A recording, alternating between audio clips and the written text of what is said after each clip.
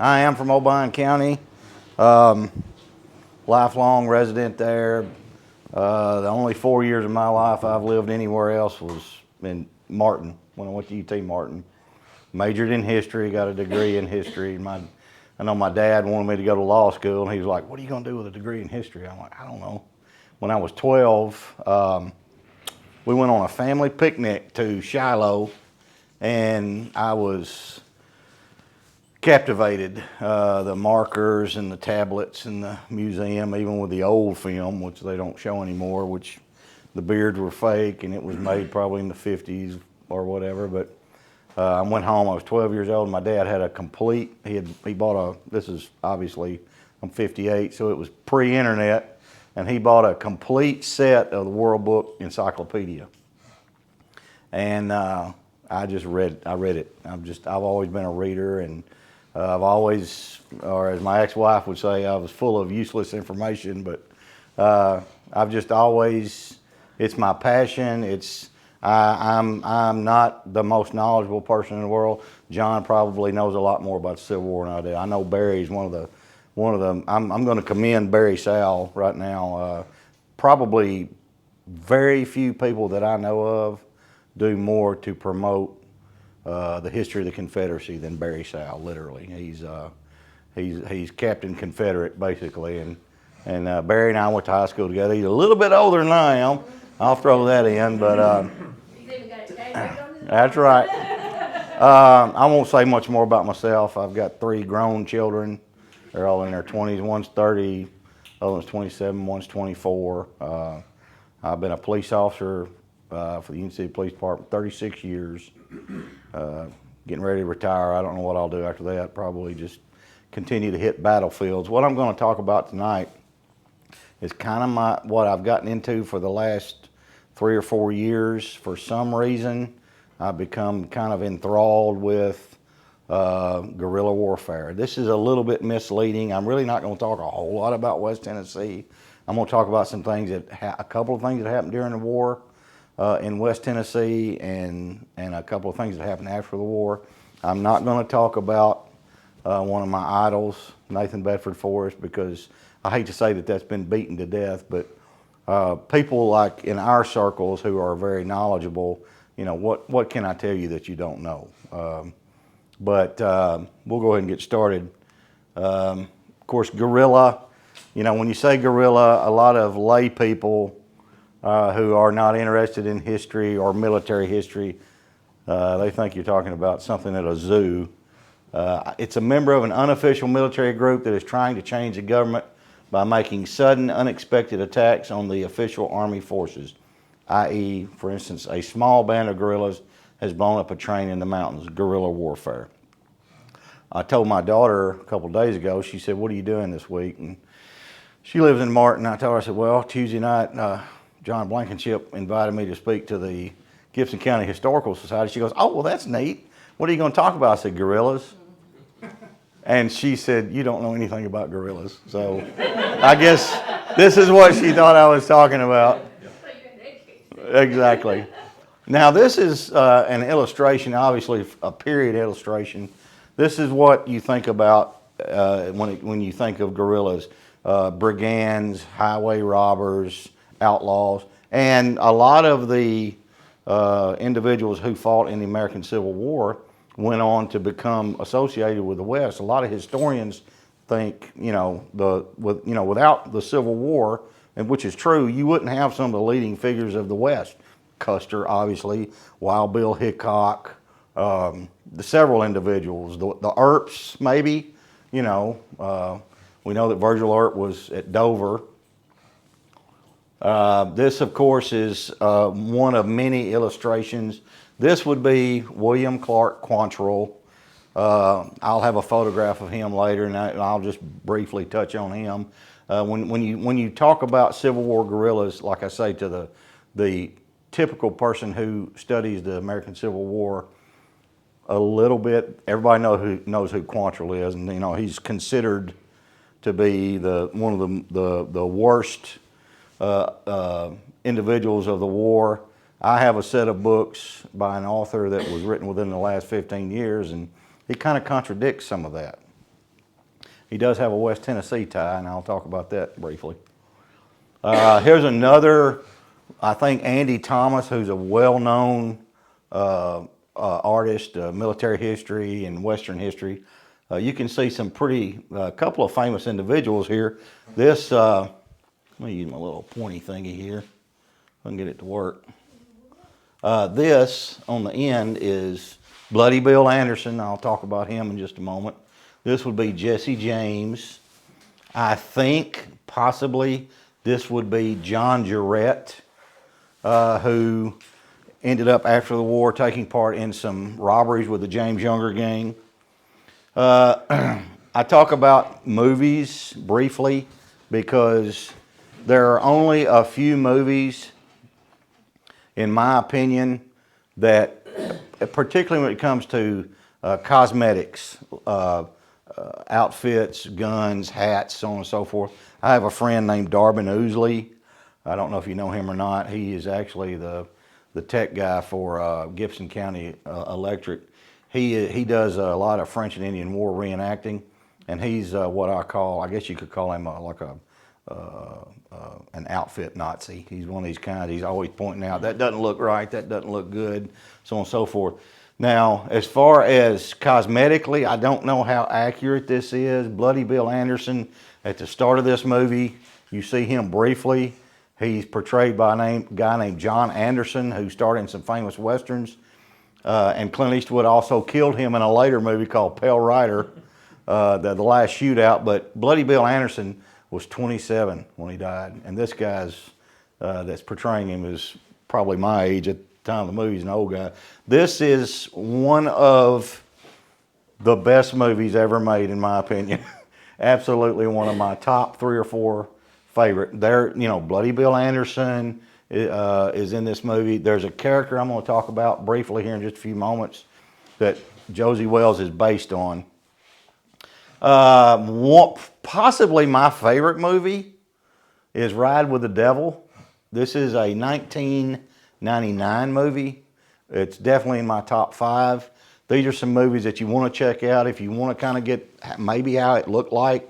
This is loosely based on a book called The Devil Knows How to Ride by Edward Larson, which is a biography about Quantrill and his raiders. Some of the individuals in this movie are historically accurate. Quantrill is in this movie briefly. It's kind of rough. It's pretty graphic, or as I like to say, probably pretty realistic, This may be one of my all-time favorite movies. But if you're looking for action, don't watch this movie. It's a slow burn. It is set in the Cumberland Mountains on the Tennessee-Kentucky border. And when you want to talk about cosmetics, this is one of the most accurate-looking movies I've ever seen. It details a Confederate widow. She's running a farm, and everything from the pigs to the slop to the mud to everything it's almost spot on. Chris Christopherson is in this movie at various times. He's not the star. You'll see this guy, Chris Cooper. He's a famous actor. Patricia Clarkson. He is a captain of a group of Yankees, about 5 soldiers, I think, 4 or 5, that come in and do what they did. They take her food and so on and so forth. It's a really well-acted movie, really. This is one of my favorites because it is also, I would say, cosmetically pretty historically accurate. Pretty rough. It's a modern movie. I think this movie's 20 years or less old. Lot of famous stars in this movie. This guy got an Oscar nomination, for what that's worth today. That's Ben Affleck's brother, and he plays the man who actually killed Jesse James. Without the Civil War, obviously, you would not have a Jesse James. That's obvious. I've got 32 books on Jesse James or his family or the Cole Younger, the Younger brothers. Without the Civil War, you wouldn't have any of these guys, literally. Here's the man right here. I'm not going to go into detail. When people think about raiders or guerrillas, this man was not a guerrilla. He was at times during the Civil War. Obviously, he was a raider considered to be a Raider. Probably, in my opinion, it's a cliche, but he was a tactical genius. There's no question about it. Here is a post-war photograph most of you have probably seen of Forrest. To me, it's probably one of my favorite photographs of Forrest, just because you can tell probably very few men ever lived that were tougher, in my opinion. The frontier, literally the frontier shaped him. And obviously I'm preaching to the crowd. You already know a lot about Nathan Bedford Forrest, but quite likely the most misunderstood man in American history, literally. I think if you studied the totality of his life, I've got every book ever written on him that I know of. I've eBay, Amazon, and most of the books that come out now are not favorable. Some of the older books are obviously a little more objective. I like objectivity in my history books. I like the good and the bad. There are some bad things about this man. During the war, of course, he had a really bad tongue. He cursed really bad and gambled and so on and so forth. But if you study the last chapter of his life, particularly if you believe in God, this man clearly made a turn as far as his personality goes. I don't believe he was afraid of anything particularly in the war. I really don't. This is, of course, Forrest, of course, was known as the Wizard of the Saddle. This is the Thunderbolt of the Confederacy, another one of my favorite figures.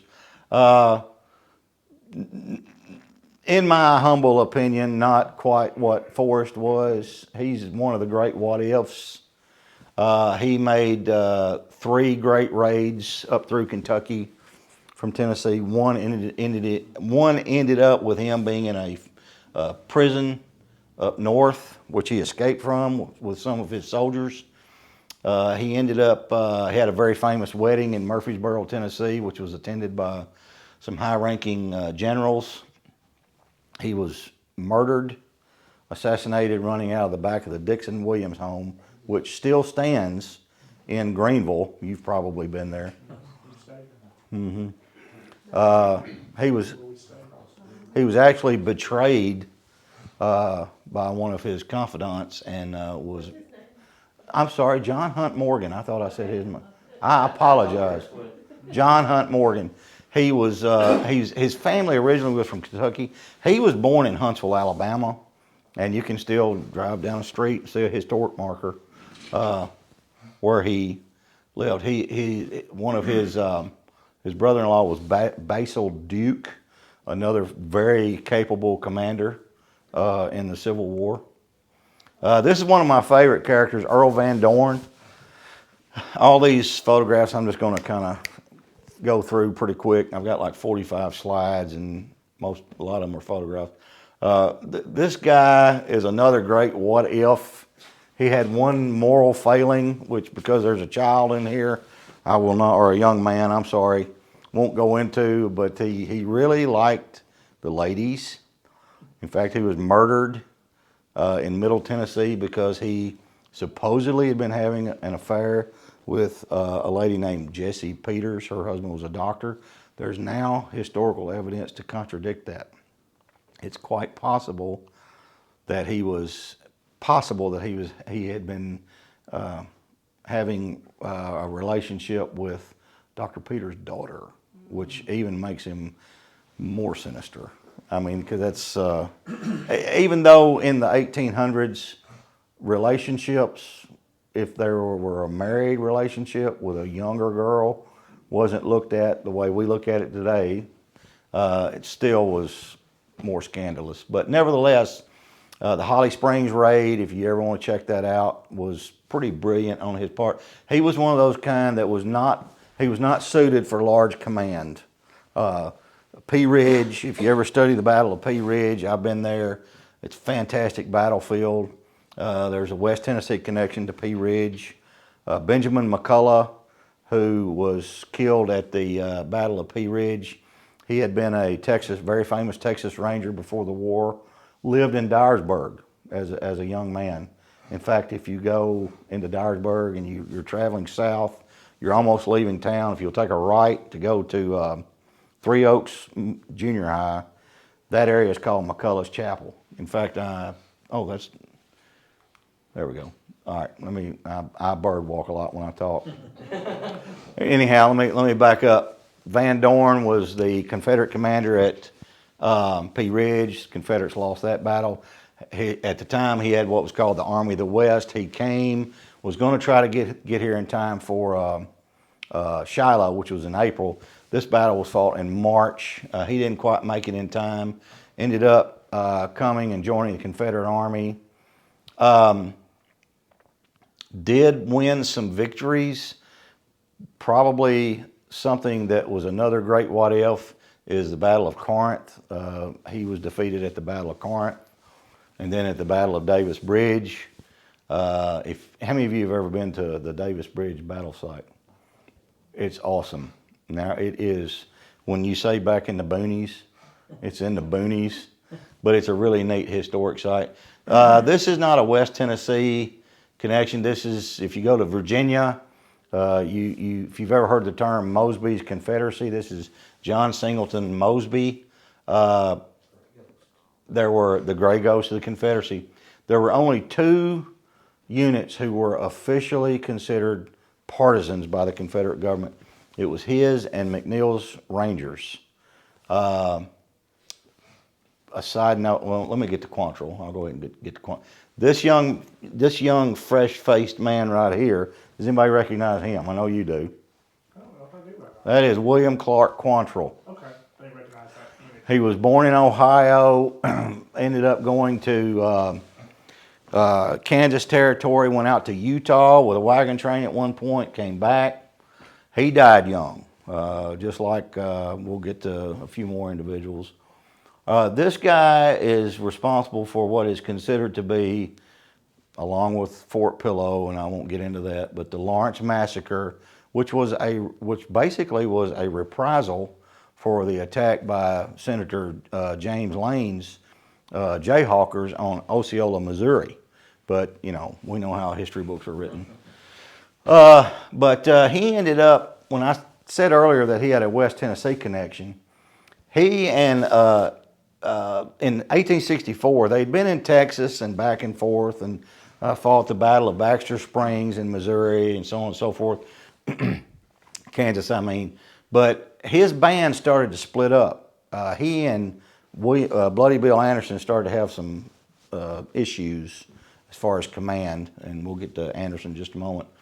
But in fact, the majority of his forces went to Chalk Bluff, Arkansas. I know you've been there. You said you had been there. Have you ever been there? Well, it makes Davis Bridge look like Nashville. It's literally out in the middle of nowhere. Beautiful park, very heavily wooded, blacktop walkway down to the St. Francis River. He and his forces met here at Chalk Bluff. There was a battle at Chalk Bluff. Frank James, Jesse James's brother, and a few others came with him. They crossed about 15 miles north of Memphis. And if you're looking at the map of the state of Tennessee, they traveled 15 miles north of Memphis. They actually camped around Brownsville for a little bit, then made their way up into Kentucky. They camped at Canton, Kentucky, I think, for 10 days. Now, there is a possibility. How many of you have ever been to Hickman, Kentucky? I know we go there all the time. We're close. It's not far from here. There's a possibility that he and some of his outlaws rode into Hickman, shot the town up, stole some horses, and rode out. For a few months, he operated mostly in central Kentucky. He made it up around Taylorsville, Kentucky in May of 1865 with just a few of his men. They camped out in a barn. It was on the Wakefield farm. Some Union soldiers. There were a lot of people after him. If you ever watch, of course, if you watch Josie Wells and you hear the name Terrell, the Redlegs, that's based on an actual historical character named Edwin Terrell. Edwin Terrell is the man who went after William Clark Quantrill in Kentucky. He ran out of the back of the barn, was shot in the back. paralyzed. He was taken to Louisville. He died there in June, and he is buried in 3 places. He's buried. Part of him is buried in Louisville. Part of his body was taken back to Dover, and then another part of his body is buried in Higginsville, Missouri. So he's all over the place. We know who this is. This was actually literally buried in 3 different places. literally buried, body parts buried in 3 different places. I'll talk about Jack Henson in a moment. We don't really know where Jack Henson's buried, but Frank James, Fletch Taylor, Jesse James. This is actually a photograph that was made in Nashville. It's one of the more famous photographs of them. You got to be careful when it comes to photographs, because if you're on Facebook, historical sites a lot, you'll see like, well, this is Butch Cassidy or this is Nathan Bedford Forrest, and it'll look like me. You know, it's just people trying to make money from some of these auction sites. But this is the Frank and Jesse, and as I say, you see, what has he got on here? He's got on his uniform. He fought at the Battle of Wilson's Creek in Missouri. He fought in other battles. This young man right here, Jesse Woodson James, was shot twice in the chest during the war. They watched their stepfather get strung up by Union soldiers. He did not die, but it affected him the rest of his life. Without the war, most of these individuals would not be what they became. This is Cole Younger and Bob and Jim, his brothers. I actually think he probably was more of a leader of that group for a long time after the war. Again, their sister was killed in Kansas City when a jail collapsed, and then this basically got them going when it comes to their outlawry after the war. Here is William T. Anderson, Bloody Bill. Very vicious individual. If you ever read anything about the Centralia Massacre, which occurred in north central Missouri, they stopped a train. He and Arch Clement and several other Confederates stopped a train of Union soldiers. 23, they took the commander, and then the 22, they murdered them in cold blood and scalped them. This man would ride around with scalps on his horse, tied off on his horse. He actually met with General Sterling Price, who is also the cat in True Grit. That was John Wayne's cat in True Grit. But he met with General Sterling Price. He wanted to be regular Confederate military, and when Price walked out and saw the scalps, he turned around, went back into where he was staying, and said, "I'm not meeting with him." You know, I mean, he even scared, Sterling Price. This is the outlaw Josie Wells. Not really, but this is a man named Bill Wilson. Asa Carter, who wrote the book, The Outlaw Josie Wells, based Josie Wells on this individual right here. He, like some other individuals in the war, he became a guerrilla, joined an Arkansas unit, stole horses and stuff like that. But they would make hit and run raids on Union forces. Ended up getting murdered in Texas after the war. And what was his name? I'm Bill Wilson. Bill Wilson. This guy right here, I have his book. I can tell John nodded his head. He knows who that is. That is Christopher Kit Dalton, Captain Kit Dalton. I've been to his gravesite at Elmwood Cemetery in Memphis. Most of what is in that book probably is not true. There's a lot of, he'll be here one week, and then he'll be like 3 states over a week later during the war. My part of the country is mentioned in this book. He said he rode with Quantrill. He said he rode with Frank and Jesse James. He claims in this book, Moscow, Kentucky is 15 miles north of Union City.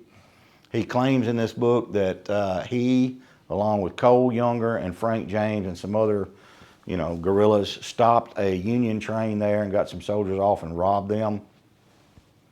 Who knows? Who knows? Another one of my favorite individuals from the war, a guerrilla.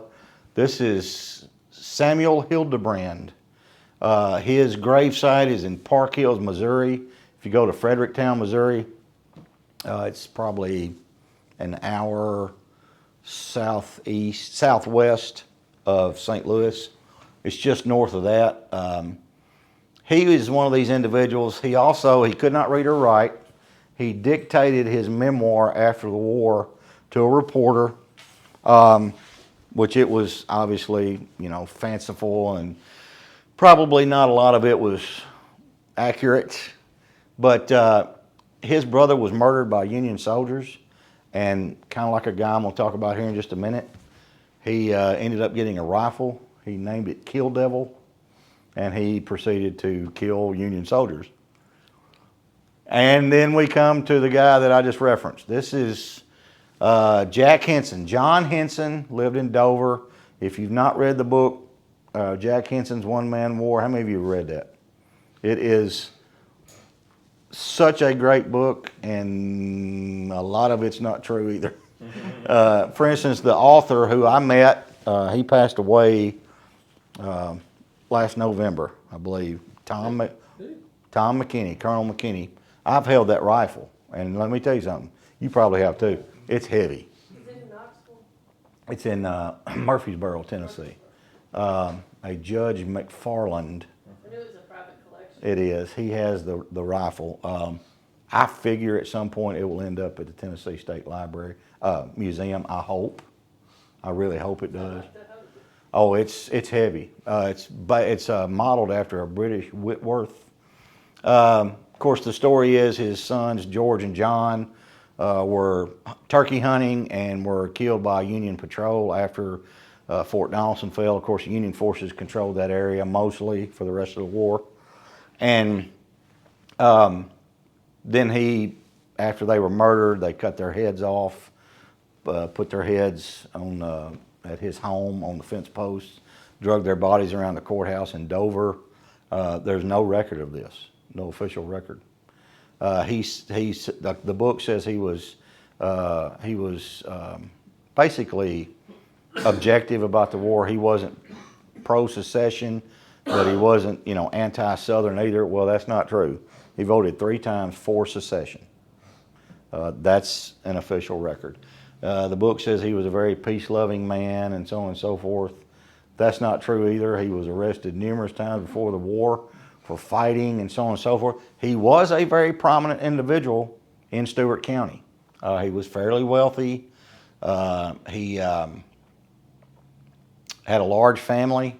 I won't say he had 10 kids. One of his sons served with the Army of Northern Virginia. Another one was a relatively famous guerrilla I won't really talk much about, Robert Henson.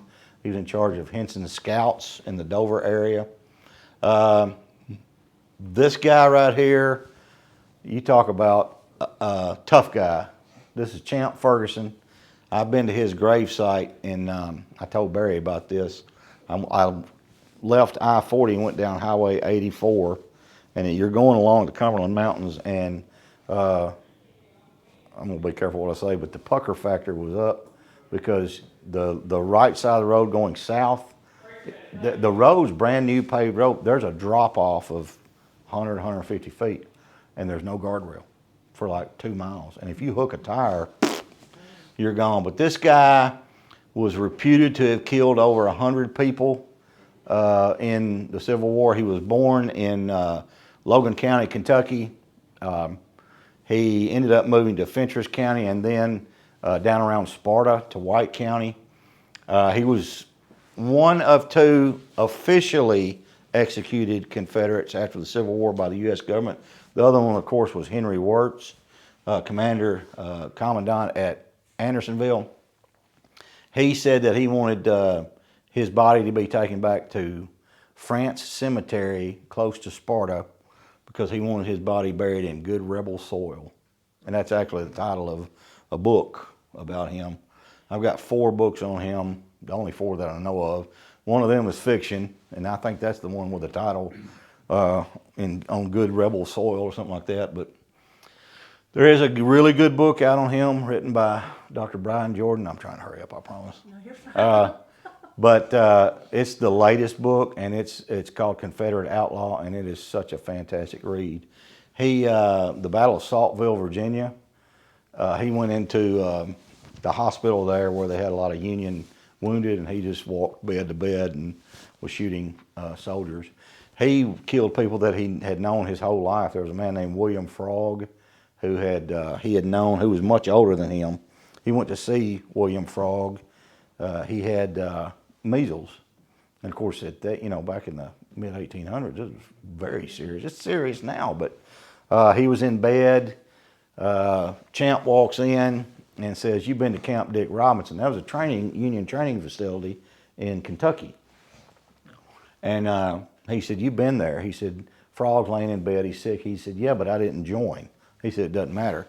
And he put 3 bullets in him right there in the bed. And then just calmly walked out, got on his horse. This is the guy, to me, they've got to make a movie about this guy. I don't mean like, I'm not a serial killer fanatic, but I love this guy. These characters are so interesting because when I speak to groups, we cannot understand. I don't care how many books you read about the war, how much research you do, you cannot understand what it was like to live then. I've heard people, especially the last decade or two, people say, "It's worse now than ever." No, that's so ridiculous. That's so ridiculous. This is the worst time period in American history. It literally, when you hear the cliches about brother against brother and neighbor, it was real. It was real. It really happened. These are just some images that you can get off of websites like on Facebook. Now these are the real heroes to me. You can talk about the big personalities of the war like Lincoln or Davis or Robert E. Lee or U.S. Grant. This is the real story of the war. People like this, just young boys. And the majority of them never came home. Many of them never came home. And people talk about the monument controversies, and you drive around to all the courthouses around at least West Tennessee, all over the South, and you see these statues. This is who this is for. This is what this is about. Or these boys that never came home. That's what this is all about. That's what those, they're not glorifying slavery or anything like that. I'm not going to get off on a rant, but that's what these statues are about. Who is this guy? Look at that boy. Not much older than this young man right over here. I read a little bit last night on Rice Pierce, which he was from Union City. Alexander. And he was the commander-in-chief of the United Confederate Veterans, 1934 to 35. He was 14 years old when he joined the Confederate Army. There's a really good book out written by Stephen Hood. You probably know who I'm talking about. He's corrected a lot of the myths about John Bell Hood, who was his ancestor. And he wrote a book called Patriots Twice. That's one of the best books I've read in years. It's only, probably it's been out only like 2 or 3 years. And he mentions individuals like Alexander Rice Pierce, people who ended up served for the Confederacy, but after the war, they would get elected to Congress, or they would serve in the U.S. government. Okay, this may have been written by him.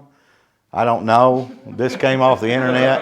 I thought, okay, I had to take some of the stuff out of this PowerPoint and put some stuff in.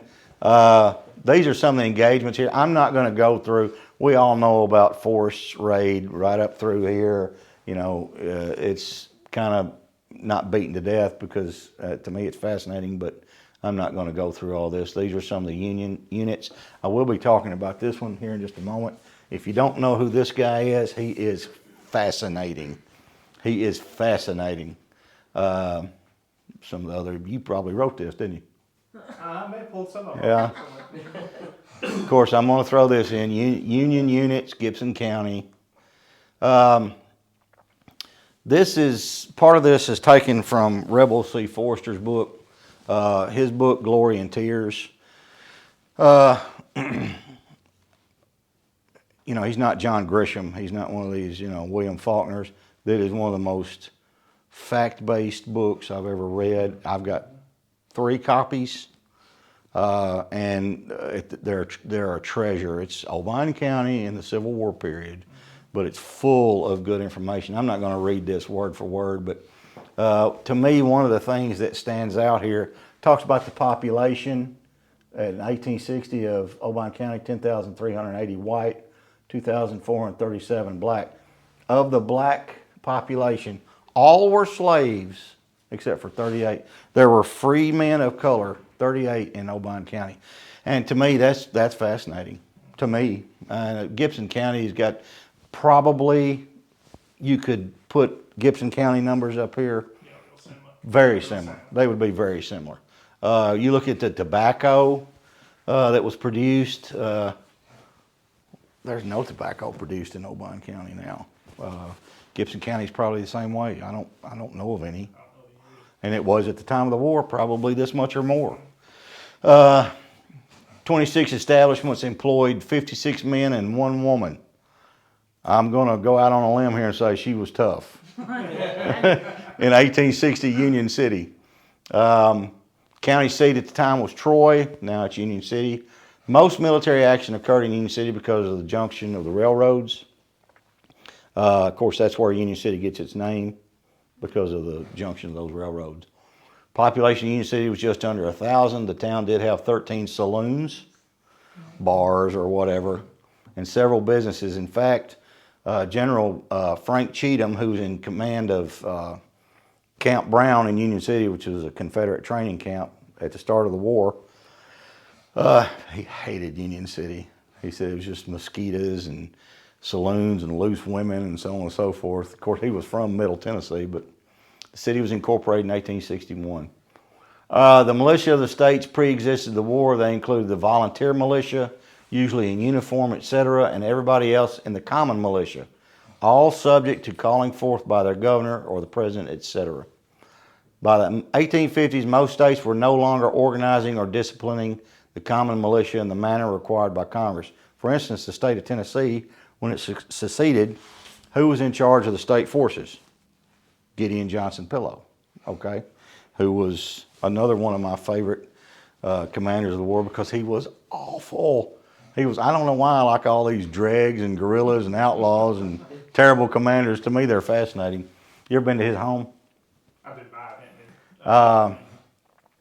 A man that owns an adjoining property took me there, and we could get probably from here to the red light. Empty still.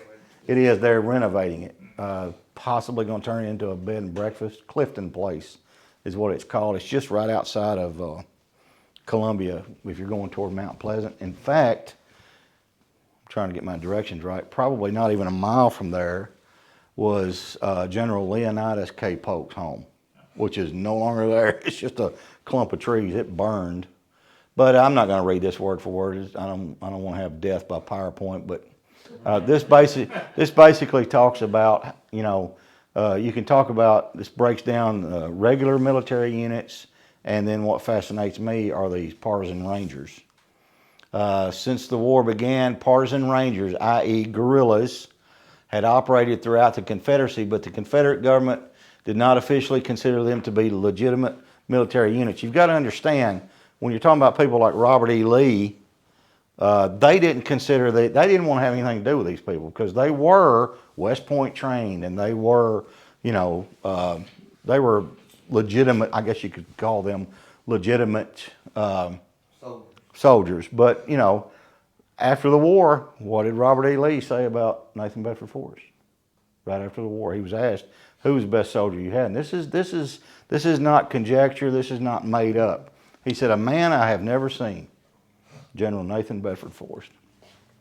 He considered him probably his greatest commander, field commander. The Confederate Congress finally approved the Partisan Ranger Act on April 21st, 1862, which consisted of 3 provisions. The President could grant commissions to officers to recruit men for partisan companies, battalions, and regiments. Those recruited would be subject to presidential approval.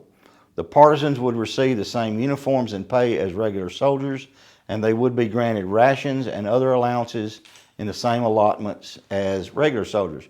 The partisans would be compensated by the government for any federal arms or ammunition that they captured and delivered to the Confederate quartermaster. Why do you think they passed the Partisan Ranger Act? I know a couple of you know the answer.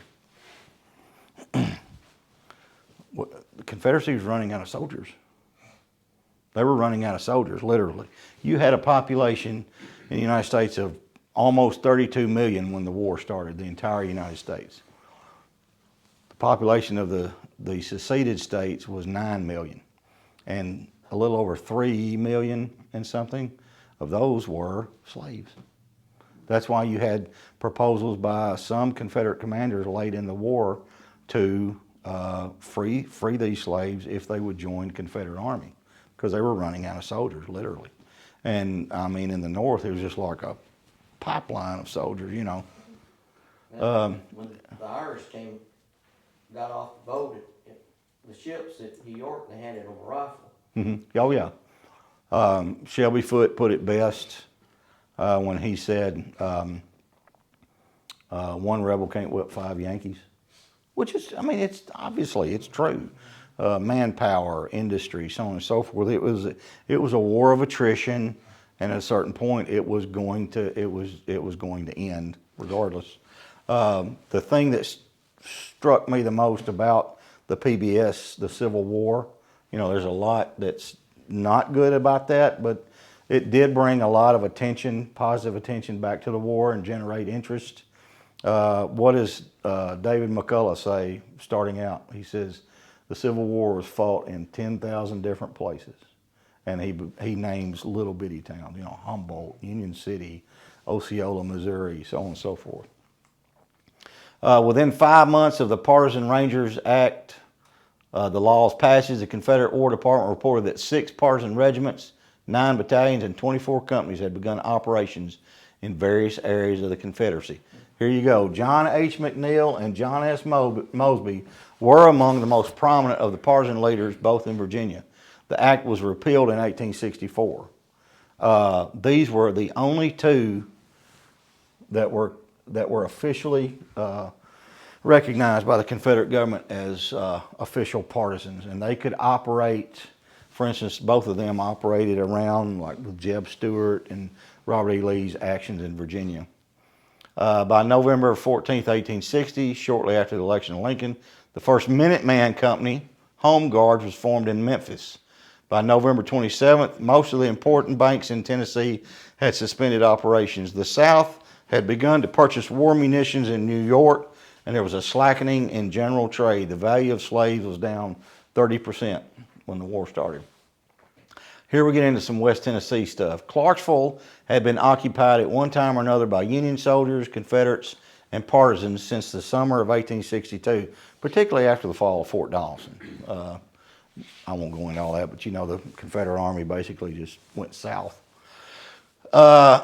Community loyalties were mostly Confederate, but with the able-bodied men serving in the Army, the remaining residents needed protection. The inevitable political struggle with Unionists ensued. There were Union bushwhackers, jayhawkers, guerrillas, whatever you want to call them, in West Tennessee. One of the most notable is a man named Fielding Hurst. You can still visit his home. It's down close to Selmer. It's dilapidated. It's falling in. He was...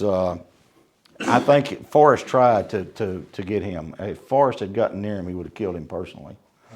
These guys robbed and they raped. They committed lots of crimes on the local population, all under the guise of being regular soldiers. All right, this is an individual right here to me that is fascinating.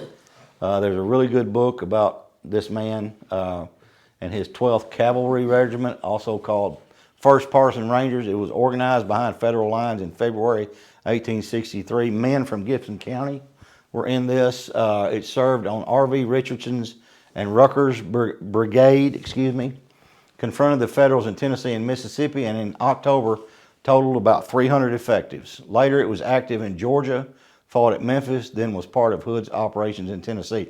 Now, when you talk about 300 effectives, you're talking about very effective units because they can hit and run. They don't have to stay organized when you've got 4,000 soldiers, or like for instance with Robert E. Lee, when you've got 27,000 soldiers or 46,000 or whatever. They can do these lightning raids and so on and so forth. During February 1865, the regiment was broken up. Some of its members became part of the 3rd, which was Forrest's Old Tennessee Cavalry. Now, this is the man I'm talking about, Robert Winkler Richardson, West Tennessee's leading partisan. It shows how the People's War began to run amok.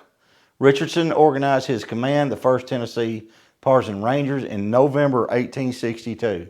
He's a fascinating individual. Starting with only about 50 men, he had recruited or conscripted over 1,000 Rangers by March 1863. Additionally, he acted with several independent Tennessee guerrilla leaders, including Saul Street and Albert W. Cushman, 2 more fascinating individuals. Richardson's regiment made life miserable for Union troops and retaliated when Confederate citizens were abused. He looked after Confederate citizens in his domain, in one instance making the provost marshal in an especially beleaguered county responsible for indigent families. Individuals like this guy right here literally cared. They did care about the local population. I still say Fort Pillow occurred because of some of the depredations made on the local populace by Union soldiers. He also urged Union soldiers who were tired of war waged for slaves to desert and seek protection within his command. Union Colonel Benjamin Grierson, the John Ford Western of the Horse Soldiers, I know we've all seen that, is patterned after this famous raid through Mississippi. John Wayne's character is Benjamin Grierson, basically, in that movie. It is a good movie, if you like good westerns or whatever. Union soldiers caught up with the Rangers at their camp in Covington, Tennessee, with 900 men to the rebels' 150. Richardson and his men were able to escape, but the Union soldiers made off with muster rolls, lists of conscripts, official correspondence, valuable maps, and lists of Memphis citizens who had smuggled arms, ammunition, and equipment to the Confederate partisans. Richardson also admitted to losing an ammunition train. After he was approved as a brigadier general in the regular Confederate Army, he served the rest of the war under Generals Forrest and James Chalmers. After the war, he was kind of like Pat Garrett. He was shot in the back by a shotgun, unknown assailant. Obviously, someone he had angered, and he was assassinated after the Civil War in Mississippi. Union General William Tecumseh Sherman grew increasingly frustrated in West Tennessee with guerrilla activity. His wrath finally broke on Randolph. How many of you ever been to Randolph? It's, I don't even know how many houses there are, 4? Maybe. You've been to the Powder Magazine. It's pretty cool. The Tipton County? When you come into Covington, you take a right at a red light. I'm trying to think of where it would be. There's a sign that says Mississippi River. Yeah. Not very far. 15, not even 15 miles. 10. No cell service out there. Oh Lord, no. Sherman had Union soldiers strike at the rebel population by ordering the town destroyed. Now this is where you see William Tecumseh Sherman honing his skills that he will use later in the Georgia campaign. Punishment must be speedy, sure, and exemplary. He opposed wanton mischief or destruction, Sherman emphasized. But in this instance, the rules of war dictated action. His forces would seriously suspend rules of war in his Georgia campaign. Always justified, always justified. When Confederate partisans ignored his threats and continued their attacks on river transports and supply ships, he leveled other guerrilla haunts and hideouts. West Tennessee is where he honed his craft of community terror, which would be shown in great display. He destroyed the town of Randolph. He just literally they burnt houses, killed people, ran people out. I'm not going to read all of this. This is post-war. But this is really cool because at the time that this occurred, train robbery in Union City, 1871, it was national headlines, literally. It was all across the country. Allen Pinkerton's son, excuse me, William, came to Union City to investigate this. You had a gang of 5, Levi, Levi Farrington, his brother, William Barton was part of the gang, William Taylor, George Bertine, Hillary Farrington was the brother. They actually robbed a train in Moscow, Kentucky, which I talked about earlier, in July, just a few months before this, and they made away with $1,600. $1,600 right now is a lot of money, but back then it was an immense amount. At the Union City robbery, which occurred on October, I think 21st, I lost my bearings here, October 21st, 1871, at 7:30 p.m. You can still basically go down to the site where this occurred right there in Union City. There's no historic mark or anything like that, but at the time, like I say, at the time that this occurred, this was national news. The reason I've thrown this in is because they were Confederates. They had ridden with, supposedly, William Clark Quantrill in Kansas and Missouri. I have a book. It's called Quantrill's Thieves. It lists every member of Quantrill's forces. I can't find their names. So, you know, there you go. This was an illustration made at the time of William Pinkerton. They ended up catching some of these guys at a place called Lester's Landing, which is, do you even know where it was located? It's Lester's Landing. It's in between Union City and Hickman, or the river. This is where these guys had holed up, and they ended up bringing some of the members back to Union City, put them in the Southern Hotel. Some vigilantes went in, drug a couple of them out. They shot one, they hung the other one. So, and then the 2 that did live through this ended up in the state penitentiary in Nashville. Now this, I'm sure most of you have heard about this. This is post-war notable thing. August 26, 1874, a mob of white men seized 16 black men from the Gibson County Jail in Trenton, Tennessee, and lynched them. The group had been transferred from Pickettsville. Where is that? Gibson. Gibson. It's Gibson. Okay. A neighboring town where they had been arrested and accused of shooting at 2 white men. Around 2 a.m. that morning, a contingent of 400 to 500 masked white men who were mounted on horses and armed with shotguns demanded entrance to the Gibson County Jail. I'm not going to read the whole thing. They ended up killing them, and this is just another incident in post-war Here's the thing South. about that story. There's no record in any of the county jail records I found that ever Really? occurred from that time. Well, there are a Some lot of, That's exaggerated. which well, it probably was. I'm sure, there's a lot of newspaper articles about this. Just like a lot of things during the Civil War and post-Civil War, you know, Reconstruction was awful on the South. It lasted officially until 1877, when supposedly it ended. But the depredation, the absolute god awful living conditions in the South. It was a lot of people call it the Second Civil War, because you can't really study the Civil War until you study Reconstruction and know the full history, and it's a lot.